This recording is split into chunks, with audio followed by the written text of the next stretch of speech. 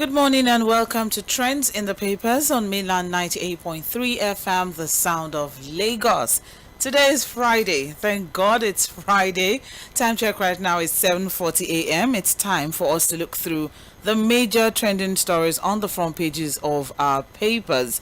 And we're going to be doing this up until about 8:30, where we'll take a short commercial break and then we move on very quickly to Milan Focus, and that's the part where you get to share. You are welcome. I will be having Fuad Sahi join via the phone line, and he will be giving analysis to the stories that we're going to be looking through this morning.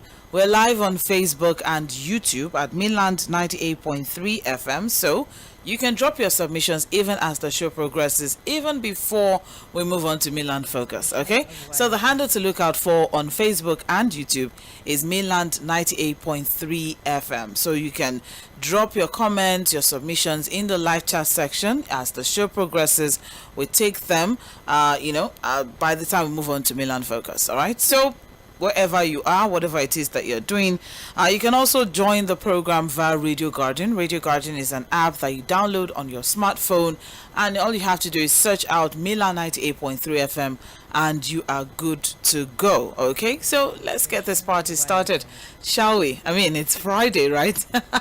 So we can might as well just be in the mood. And speaking of being in the mood, there's quite a lot that's going on in the country at this time, and it's very important that even as we go through the major stories trending on the front pages of our papers, it is also good for us to look at some of the major trending stories, across the country. The major of which, of course, is the fact that the Super Eagles have qualified for AFCON 2025. Hurrah, hurrah, hurrah. Okay, so we are super excited about that one. And of course, a lot of people have one thing or the other to say about the form with which Victor Osimhen brought to the field. He was the one who gave the equalizer, by the way, and it was quite an interesting run. And congratulations to Nigerians. I guess that's in order. Very important for us to put that out there. Yes, congratulations to Nigerians. We made it top of the group. We did not just make it top of the group, of course. Making it top of the group, we were qualified for the Africa Cup of Nations 2025. Yeah, with 2 games to spare, if I might add. So with pride, I say that, of course. All right, of course, so many other stories that we have, to also look at. The conversation around Wiki, and the media parley held some 2 days or so ago. Things are still pouring in, thoughts are still pouring, opinions are still pouring in as regards, his position as regards certain things. But before we go into that, of course, also congratulations to all the graduates of the University of Ibadan, one of which is the daughter of one of our analysts here in Mela 98.3 FM, in person of Mr. Muyiwa Adeyemi. So congratulations are in order, and we wish all the best in the labor market, and I hope that 90% of you will not japa. Some of you will stay back and try to put some sense into what is going on in Nigeria. But of course, as we move on this morning, I was going to talk about Wiki. Wiki has been trending, and so for so many reasons, I'm not going to say whether they're wrong or whether they're right or whether it's negative or whether it's positive, but Wiki has been trending, and it has to do with whatever it is that he's gifting to judges. And people are of the opinion that you can't have so many cases in court and you're gifting cars and houses to judges who are going to determine your cases. But then, of course, Wiki, in his in his usual way, had to respond to that. Wiki said by January we won't.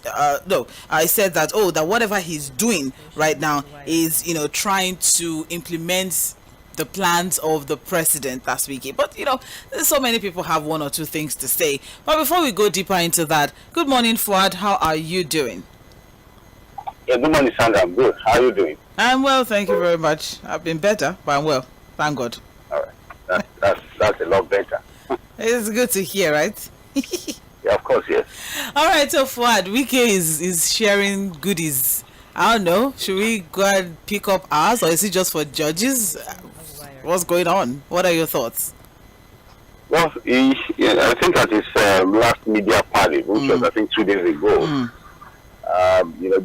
that same question was thrown at him, and he had a lot to say. I think what he said basically, was that look for these Nigerians to be judges when it comes to building houses for them, especially in Abuja. That it was a presidential policy. It was President Bola Ahmed Tinubu's idea, and he had only helped to implement that idea.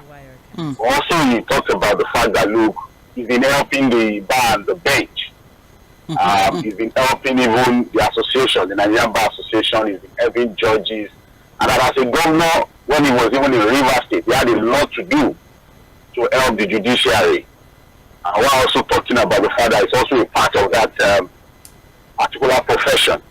And so it was very important for him to always come through whenever they reached out to him. As long as it is revealed, but that some of these things also come as a request from judges, from the association, and all of that. And sometimes, yes, he said that sometimes you're right.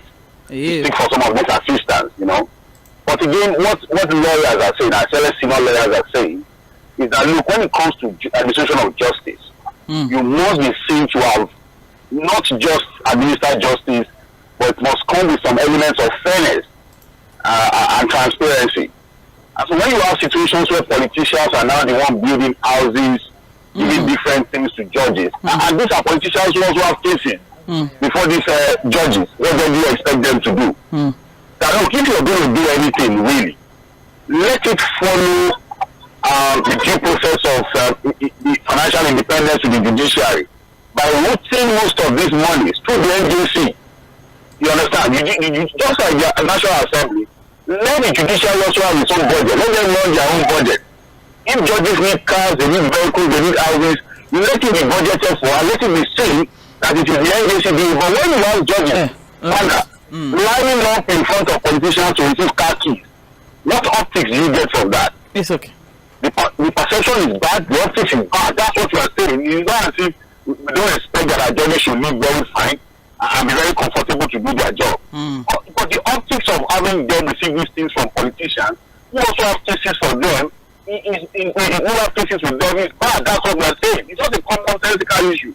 But again, you know, we have a way of always coming up with all of these things that tries to justify everything and anything, and I think we waste more time on that. No, of course, definitely. I mean, the point is lawyers and judges in Nigeria should try to find a way to just, insulate our courts from whatever wicked, group is trying to do, or whatever it is, or whatever is. So that we not be having this 𝜌ᴜ situation. So it's a 𝜌ᴜ situation. Whatever can let that go. Yes, of course. I mean, part of it. It's not possible. It's not part of it. All right. So that we not be having the Kano situation again too, where judges will read out a judgment and then the CTC will be saying something else. It's all right. Well, aside from I mean, there's also another situation. I think we also need to just quickly take a swipe at side forward.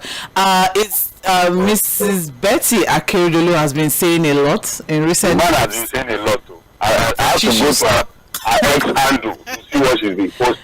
I think she should stop talking at this point because she's driving up, some sort of ethnic, division. Yes, at this point now, I don't know, one would. And there's no decorum, Sandra. I love one out of said that there has been some level of decorum. I mean. The use of language too. Have you noticed which use of language? I don't want to use. There's a particular one that has been irking a lot of, people. I'm not going to say a particular tribe or whatnot, but a particular region has been irked as regards a particular word that she has used to describe certain people. All this just because of the Ondo State election that's happening tomorrow. Okay, but I don't know. Some people should say maybe Madam Betty should just take a chill pill. Yeah, I mean. And on the other, if you look at when her husband was alive, very quiet, easy going, very amiable personality, So is she grieving this? Maybe she's talking out of grief? And for how many years, how many months? Even look, you remember that even before the death of the husband, there have been stories around what she is really when it comes to the way she handles things around herself, her politics, her behavior, in the public space and even in the private, in her private corner. And now she has taken everything to the public and it's looking really, really embarrassing really embarrassing at this time now. I mean, whatever. I think she doesn't care really. All right. Well, aside from that, of course, that's for local stories.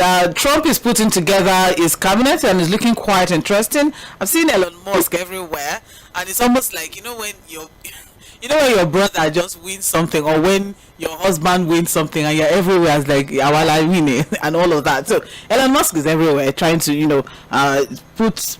And not just Elon Musk. There is very interesting peaks, from the Secretary of Defense. And a host of other, Ramaswamy. Is it Ramaswamy now? There have been questions around the capacity of some of these guys to deliver on the job, or what qualifies them really, to take up those positions, other than the fact that they are Trump supporters, and so because of that, they deserve those positions. Look, I'll be having that conversation with Barrister Curtis. Most likely will be in the studio with us on Sunday, physically, to discuss Trump victory again, some of these appointments, and the implications for American politics and even global politics. Look at that on Sunday. All right, then. Thank you very much, Said Fuad. Let's move on now to the major stories trending on the front pages of our papers. Although we're also going to take a quick swipe at the recent appointments that was done by the president, as announced by Bayo Onanuga, special advisor to the president. There were some appointments that was recently announced sometime yesterday. The president has approved the appointment of 3 Nigerians as DGs of various agencies and 1 special advisor on public communications and media. And the appointees are, for the National Sports Commission, I'm getting really good reports as regards Mr. Olawale Somebody we know very well.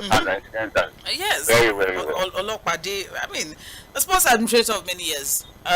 Congratulations to him, I guess, for that one. And also, he has a very unique nickname, in Ogun State. But I won't say it on radio. For people that know him, know the nickname. They call him very interesting name. It's okay. It's okay. Just somebody we know. Leave us very with well. our nicknames. We are very good. Oh, by the way, Ogun State is, conducting its local government elections tomorrow. So, just in case. Election. Please, Fuad, I do not like this. I take exception to such statements because come Monday, I may not resume here.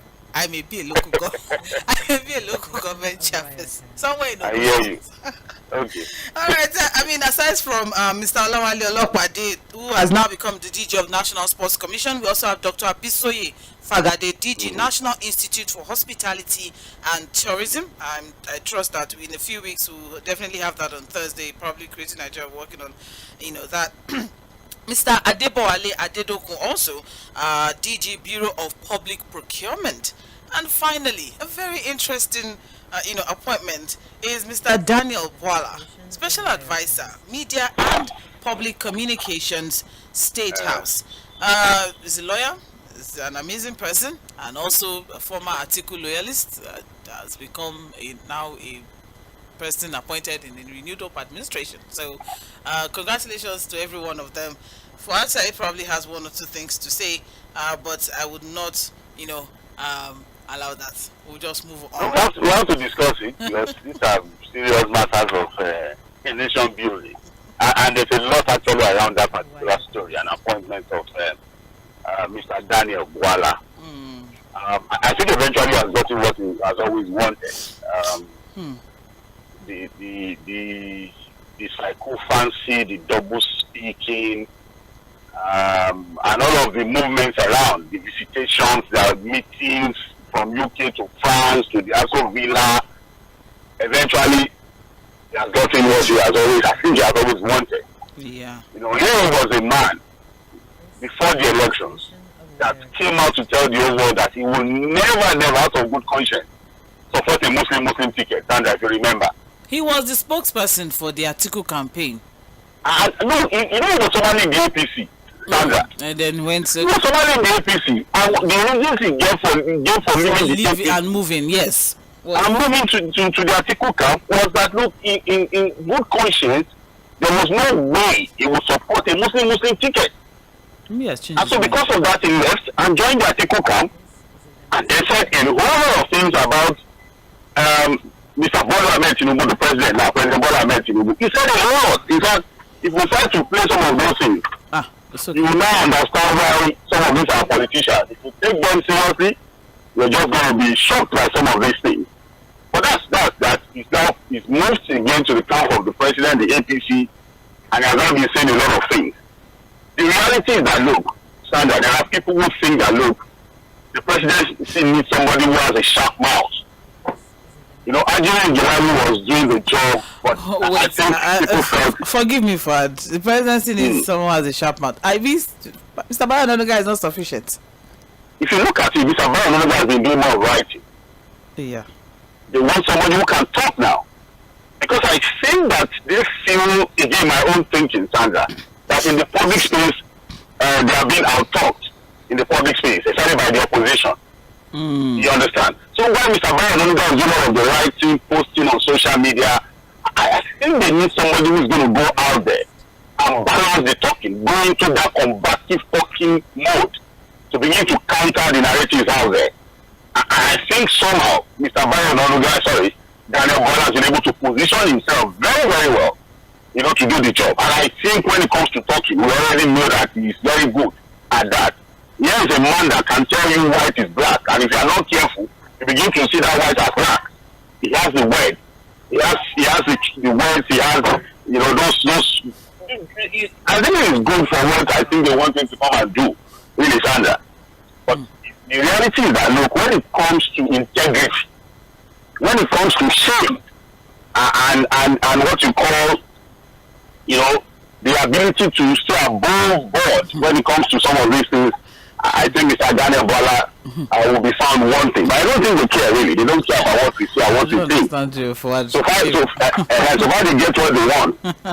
The rest is you can begin to say what you want to say, really. But Sandra, look at the media team of the president. The appointments he has made so far when it comes to the presidency and the media team. And I'm going to do this list for you to understand what we say when we talk about overvoted cabinet. When you appoint, just keep appointing people.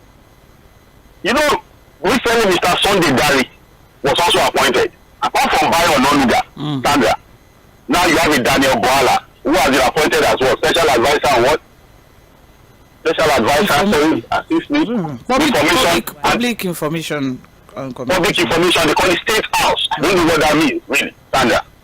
That State House part of that appointment, but public information, State House. Now, you have Bayo Ononuga, who is also senior special advisor on information. He's also there. And strategy. You have Mr. Sunday Dare as special advisor to the president for public communication and orientation. Wait. That's almost the same thing with Bala's portfolio. I say this, I want to do a list for you. Don't worry, just calm down. That's why I say it's important that we say this thing. So you have Sunday Dare, the former minister of sport, who is also a journalist actually, as recently appointed as special advisor to the president, on public communication and what? And orientation, Sunday Dare. You have Mr. Frederick Mᴏᴜ. Mr. Frederick Mᴏᴜ is the senior special assistant to the president on public engagement. Sandra. You have Mrs. Linda Mᴏᴜ as senior special assistant to the president on strategic communications. You have Mr. Ali Waldu as special assistant to the president on public affairs. You have Bayo Ononuga, who said that senior special assistant on information and strategy. You remember Mr. Tūģe Rahman, Sandra, you can't forget that easily. Tūģe Rahman is senior special assistant to the president on media. You have Abdulaziz, is senior special assistant to the president on print media. You have Otoba Oga, senior special assistant to the president, digital and new media. You have Mr. Tokwe Ajayi, senior special assistant on media and public affairs. You have Segun Dada, special assistant on social media, photography. You know it? Well, they have a lot to put out there. They have a lot of information. They have a lot of information to put out there. Really? Yeah, I mean, it's very important. We are over 200 million. So wait, Sandra, let's even take maybe the first 5. What will Bayo Ononuga be doing that will be different from Daniel Bola, Sunday Dare, Tūģe Rahman? What are they going to be doing? Well, just as you mentioned, I have a question around, the state house that's in bracket for, is Mr. Dunham. Maybe his own communication, or his correspondence is restricted or limited to or within the state house. So what has Mr. Dunham been doing? It's not state house. It's federal house. Country house. To the country. To the state house. Or what? To the country. Sandra. What happened? Should I just give you a list now? Okay. Well, thank you very much, Edward. But I know we have a minister for information. That one is we also have ministers who. Idris. A minister for information. It's all right. Thank you very much, Said for that one. It was just very, very important for us to quickly have, that conversation, especially the emergence of Daniel Bwala as, special advisor on. Sandra, let me tell you a very short story on Daniel Bwala. Very quickly, very please, short story. So we can. I'll take you to the animal kingdom this morning. And you had these male animals in a meeting. And this is the story that my grandfather told me about, the animal kingdom. That they were having a meeting, male animals actually. And so everyone was coming out to talk about their wives, the bad behavior of their wives. And you have the elephant who will come out to say, look, my wife is a cheat. She cheats on me. And then you have the little tortoise that will tell the other animals that, look, that behavior from the wife of the elephant is not as bad as what my wife does. You had other animals coming one after the other. This one will say, oh, my wife is a liar. The tortoise will still stand up and say, look, whatever your wife is doing that is bad, it's not as bad as what my wife does. Another animal stands up and say, look, my wife is a troublemaker. She fights everybody. And the tortoise will stand up and say again that, you know what, that is still not as bad as what my wife does. And so the other animals now asked Mr. Tortoise, what exactly is that thing with your wife that is so bad that no other bad behavior can be worse than that? And you know what he said, Sandra? The tortoise said, my wife has no shame. And I leave it at that. Thank you. It's okay. Thank you very much, sir, for that. Appreciate. It's 3 minutes past 8, and you're listening to Trends in the Papers on Mainland 98.3 FM. It's our paper review show. We'll be looking through the major stories trending on the front pages of our paper. We just have to quickly take a swipe at, the announcement yesterday or the statement that came from the State House as regards the appointment, new appointments in the renewed up administration. 4 appointments. And Sandra, those appointments you read out, have you seen the dominance in that appointment of a particular region? Yes. Does it tell you anything? Are you worried?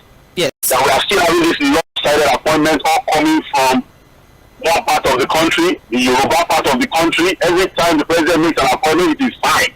3 or 4 is a Yoruba man. Does it tell you anything? It is. Does it get you worried? It does get me worried, but I just didn't want to stir up any conversation in that line of thinking actually. But let's see what we have as the major headline on the front page of the Punch newspaper. I'll run very quickly this morning. Of course, in preparation for the Ondo State governorship election to hold tomorrow, final preparations are underway. It's the major headline on the front page of the Punch newspaper. Ondo governorship poll, military, policeman boundaries, IG orders lockdown, and that's as regards security agencies reinforcing measures to ensure a peaceful electoral process, deploying extensive personnel and resources to maintain law and order across the state. The defense headquarters announced the deployment of troops to the border areas and flashpoints in a coordinated effort to support the Nigeria police force and ensure the smooth conduct of the election. And of course, they have mentioned that it's not to deter any interference with the voting process, but of course, to keep troublemakers at bay. Also, 17 political parties are fielding candidates. More recently, we had about 3 political parties stepped down for Lucky Aiyedatiwa, and it was quite. That's expected and as predicted. It's okay. It's all right. They are placeholders now, Sandra. I'm probably just going to leave it at that. Congratulations to them. They said they believe in what Lucky Aiyedatiwa has been doing in the state as the they don't believe in themselves again. As the he's the current governor. He has done things. Maybe you understand. When they picked up the ticket of other parties, What were they thinking? And then what are suddenly changed? So they don't think they can do the job better than Aida's wife. They don't believe in themselves again.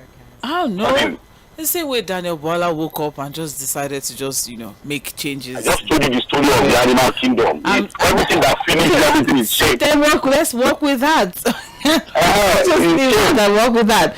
It's all right. But then I wish them all of the best as regards that one tomorrow. Ireos tomorrow would be getting some exclusives as well from Ondo State. We have some personnel on ground live in Ondo State that will be giving us a exclusive report, so you may want to stay tuned for political roundtable on Sunday and situation. I thought before political roundtable had the result. I think so. On Monday.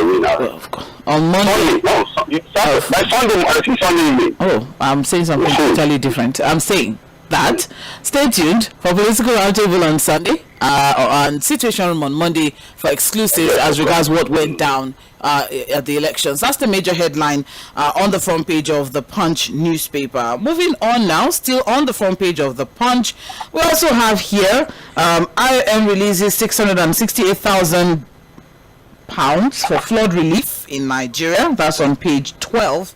22 rather of the Punch newspaper.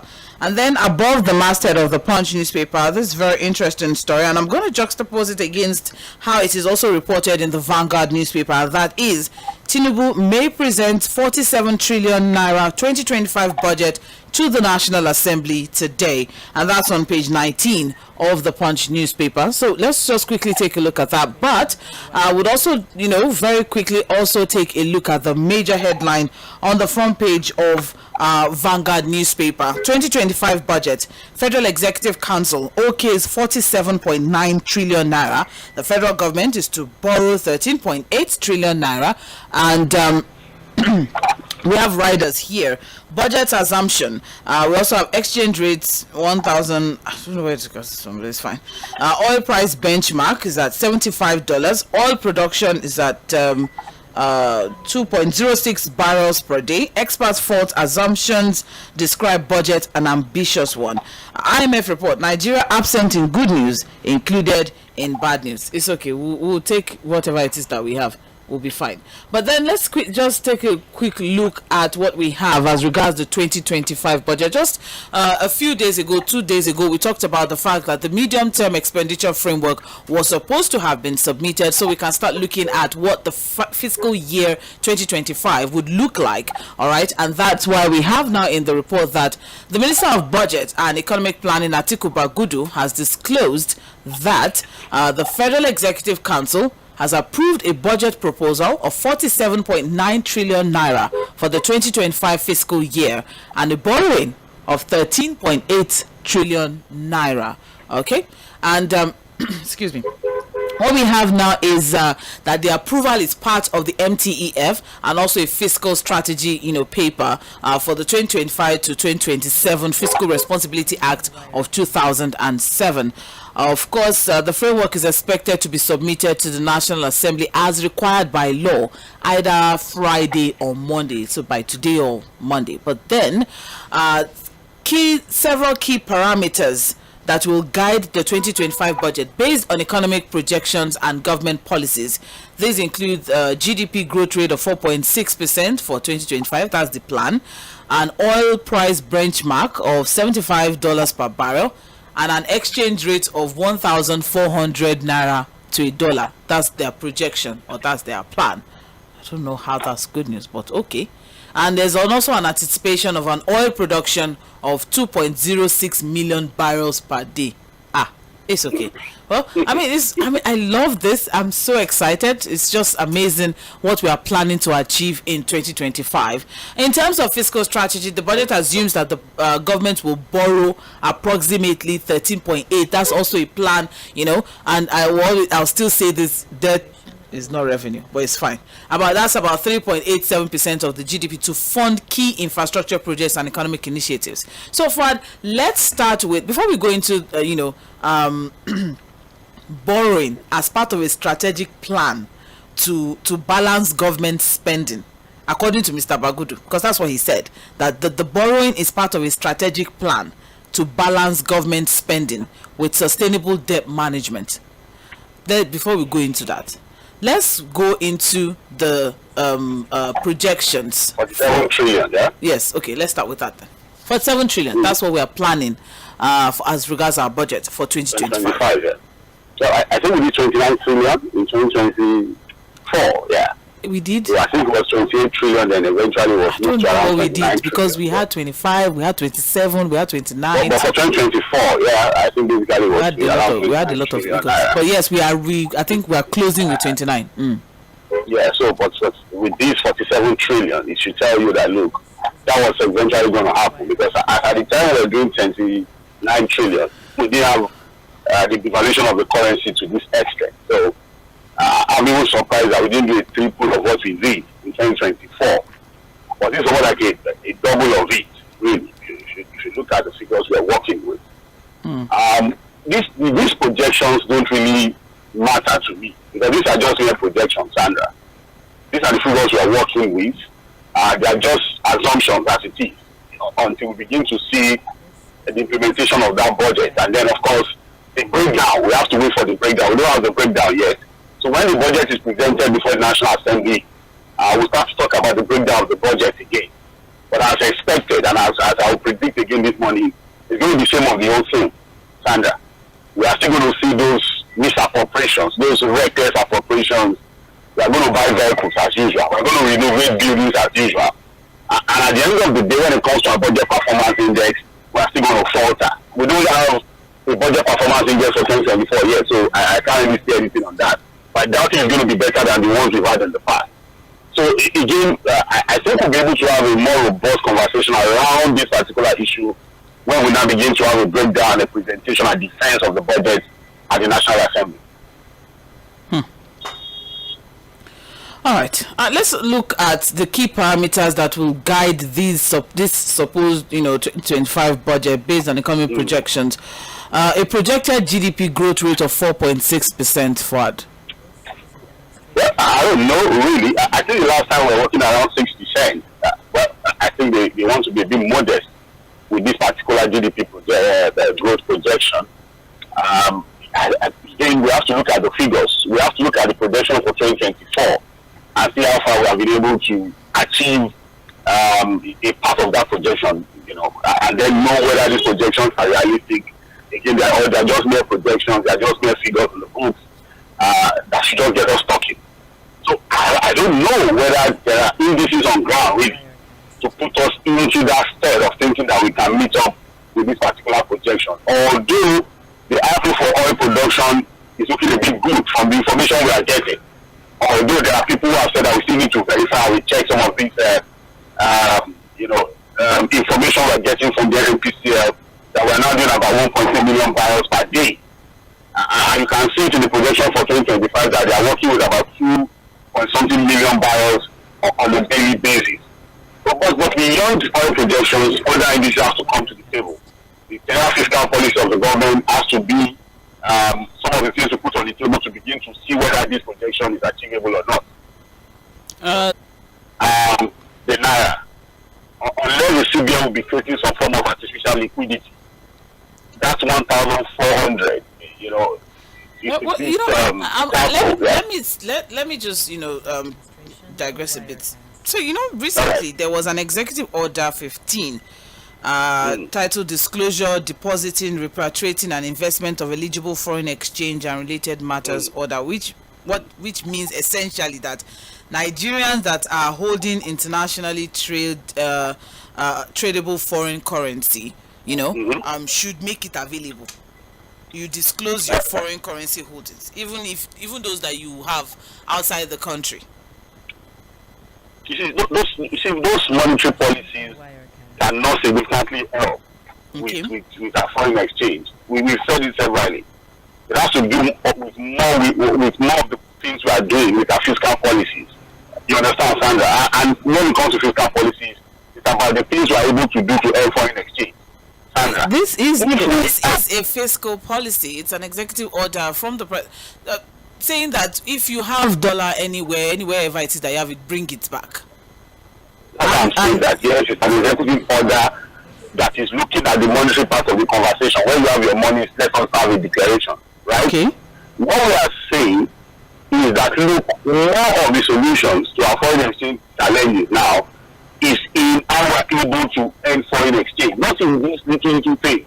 You know, for example, there was a story, I think we discussed it yesterday, where it was said that, okay, it was with you on, I think on Wednesday, where it was said that, look, the reduction in pressure from people who are paying school fees and who are going on summer holiday. I like the fact that when it comes to oil production, we are getting a bit better with it.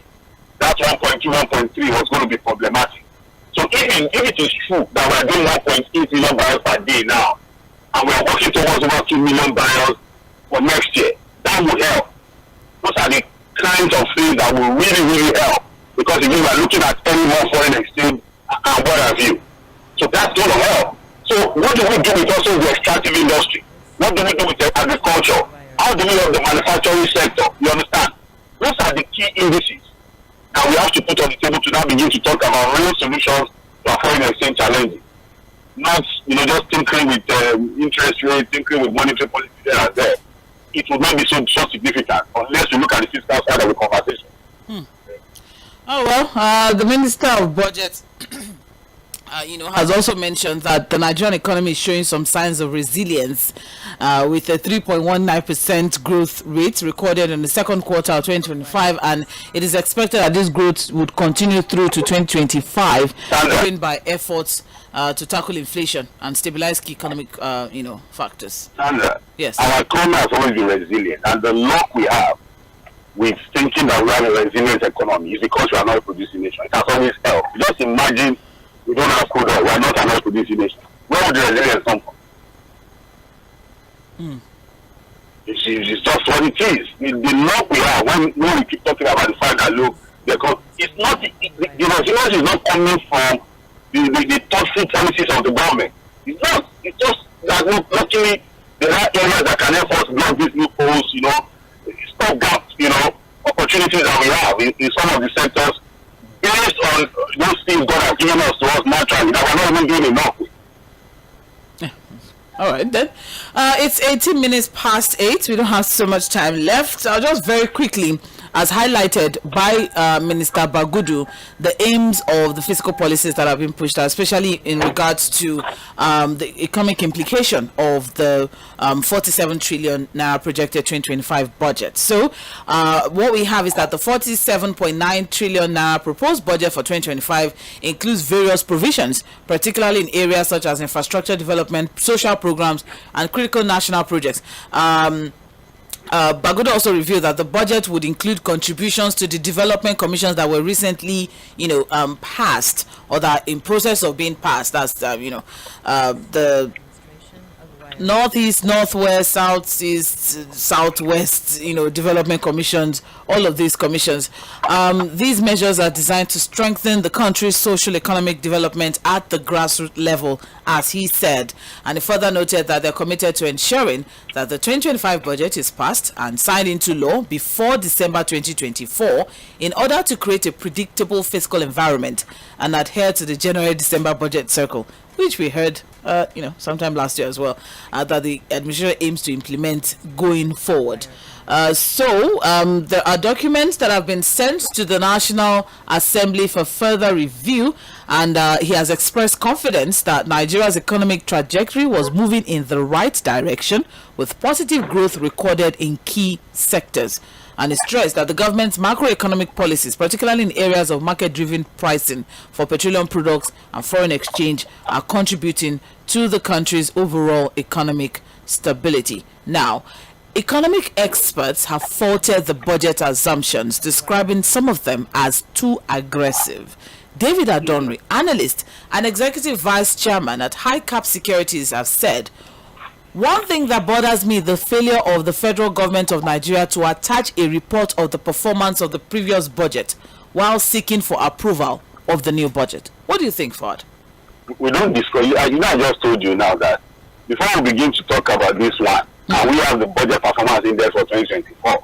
Let's use 2023. The ridiculousness that comes with the way we even present our budget is that we don't even discuss the last one before we discuss the new one.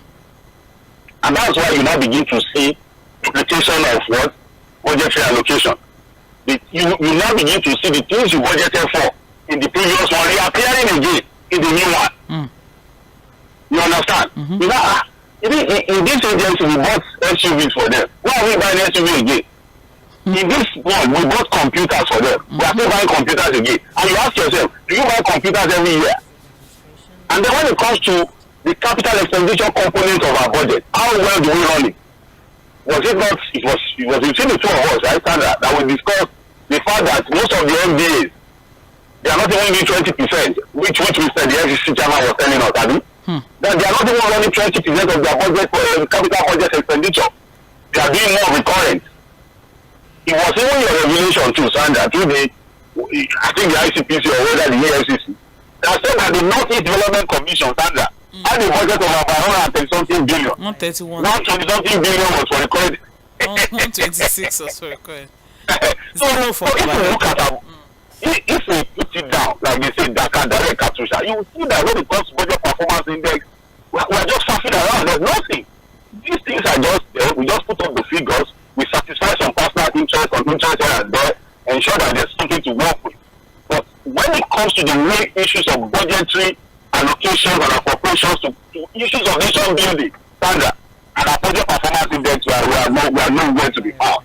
But finally, we are going to discuss 2025 without talking about how the 2024 performed, without talking about how 2023 performed, and even discuss the issue of running about three budgets together at the same time. So I agree with the analyst who is saying that, look, these projections are just mere projections. We cannot take it to the bank unless we even have a clear idea of what happened in the last budget. All right, thank you very much, Sir Edward. Historical antecedents will let us know whether the assumptions underlying the new budget are reasonable. How will the federal government finance the budget? Is it still a deficit budget like on previous occasions? There's nothing on ground to indicate that GDP growth rate of 4.6 is attainable in 2025. The omission of the forecast for inflation is questionable because the intended GDP growth may just be an inflationary growth, which is akin to motion without movement. So, I mean, there's just quite a lot. Finally, predicating the budget on a crude oil-driven economy shows that budgeting by federal government has not departed from past ruinous economic policy. So it's too pedestrian for a country that should be... It's a monolithic one, just one way. That's all. The Vanguard newspaper has quite an extensive outlook as regards, the proposed 2025 budget, 47.9 trillion naira. That's what we're looking at now, and that's the major headline on the front page of Vanguard newspaper. I can get further details on page 5. Unfortunately, we can't, dig deeper as we would have loved to. Moving on now very quickly. This is still Mainland 98.3 FM. You're listening to. Okay, that's an interesting one. You're listening to trends in the papers. Now, still on the front page of Vanguard newspaper, Okwebolo freezes state's bank accounts, reverses ministry.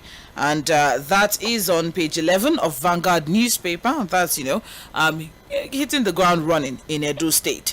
Also, we have here on the front page of Vanguard, just above the masthead, crude. NNPCL achieves 1.8 million barrel per day production as they target 2 million barrel per day production. And that is also a story here that you may also want to look at. And that's also on somewhere in the Vanguard. When will they fix our refinery? When will they fix the refinery? Good question, Fuad. Good question. So I'm not. Congratulations, 1.8. We're getting there. Good work, NNPCL. But when will they fulfill the promise of fixing our refinery? They promised us this year. Why are they not talking about it? Well, moving on now very quickly to the Guardian newspaper, because they also have something to say as regards the 47.9 trillion budget plan, which is the major headline on the front page of the Guardian. Oil-backed loans, OPEC quotas threaten federal government's 47.9 trillion naira budget plan. And that is on... okay, thank you. Oh, no. And that is on the front page of the Guardian newspaper. It's the major headline, actually, on the front page of the Guardian newspaper. So, what the Guardian has to say, there are riders here, two of them. Contemplates debt funding support of over $2 billion. oil price and production parameters above market reality. So the federal government is considering adding a fresh liability of $2.2 billion to the existing debt overhang as part of its plans to fund an ambitious spending envelope of 47.9 trillion naira next year. Whereas details of the 2025 budget, which are yet to be presented, remain sketchy, the Minister of Budget and Economic Planning, Atiku Bagudu, told journalists that the Federal Executive Council had approved the much-awaited medium-term expenditure framework. So, as we mentioned earlier on, they have pegged the exchange rate at 1,400, even though we are at about 1,700 as at this morning, with a growth estimate of 6.7%. The parameters which are considering current performance, which will be subjected to public scrutiny in the coming days. Oil production target is about 42% higher than the last 3-month moving average, according to a data source from the November month report. OPEC production volume stood at 1.39 million barrels, and we only edged up to 1.4 in October. And NNPCL said yesterday that we are 1.8. I just to know if it is true. I don't know the parameters really to gauge this thing or to verify this thing. But it is true. I knew that some few weeks ago we were still talking about 1.3 reduction. Well, so, the Guardian is looking at the OPEC's quota system, likely to undermine the country's ambition, because earlier OPEC Plus set Nigeria's crude production at 1.5 million barrels until December 2025. Now, if the government beats the supply hurdle, the price could pose a major setback. Brent crude is trading at $72. Uncertainty continues as the future. I think our projection is $2. I mean, that's our own projection. 75. In the budget, it's 75. That's what. They are working with 75. Okay. Yes. So, but then, if projections fail, as they are likely to, the fiscal deficit would widen. The fiscal deficit will widen while the government. It's not a problem that it means we're going to borrow more to fix some of these projections. So whatever budget deficit we have at the point of presenting the budget, it will probably, it happened with 2024 budget. Eventually, we borrowed more, and then the deficit went up. You understand? So it's just what it is. Most likely these projections are going to fail, like I said, and we always find a way around it. We also have to create room and opportunities to borrow more to fix whatever deficit that comes if any of these projections fail. So that's what's going to happen. And then let's not forget the oil-backed loans as well. The forward sale deal with Eagle Export Financing holding at about $352.88 million. There's also best stuff, on that project broke. There's just a lot as regards, the oil-backed loans that we're on. OPEC quota is another issue. So whether or not, this 2025 47.9 trillion naira budget plan is looking good, or whether it will translate to any infrastructural development or economic, growth, is very, very. Sandra, before you talk about something, would you look at what you've done in the past and see what we have been beaten? We did 24 budget analysis extensively last year. So we're going to do the same thing this year too, and that's the only way we can begin to have a feel of what can come from this budget. We are still waiting for the name they will give to this one. Yes, now. Hope renewed. It will call it a name. I've names to our budget. That's all we'll just take from that particular one. And that's the major headline on the front page of the Guardian newspaper. So many other stories here, and a lot of politics, as we all look at Ondo for tomorrow at the election. So many other things there. But then we also have here on the front page of the Guardian, federal government secures $134 million AFDB loan to boost food production. That's an interesting one. For food production. That's a very, very interesting one. What about security for food production? Well, I don't know how this money will be, because again, what I think it's talking about really is about helping farmers. That's what I'm saying. Seedlings and what all about of that, security for food production? So even if you are able to, help bolster the efforts of farmers, but security is also key indices now. We see how the Lukarawa people now, causing trouble. The bandits are not letting, are not backing down. So, you can't continue to throw money into insecurity, and it's not necessarily going to solve the problem. So I agree with you that while we're getting this money to help with food production, the major challenge of insecurity that has, not helped our farmers really when it comes to accessing their farm. How do you help? I saw a video recently, I was available on social media, where soldiers were guarding farmers, their farm. Oh. And you know that's not sustainable. You can't continue to have a situation where soldiers are not the one guarding farmers. All right. Well, thank you very much, Said Fuad. Appreciate your in-depth analysis of the stories, trending stories on the front page of our papers this morning. We'll take a short break now. We'll take a commercial break. When we come back, we carry on to Mainland Focus, which is, of course, the part where you get to share your thoughts and your contribution as regards the focal points that we'll be looking at this morning. This is still Mainland 98.3 FM. Please stay tuned.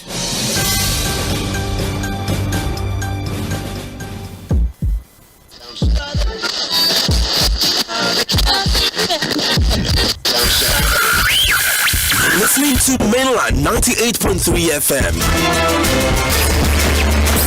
The sound of Lagos.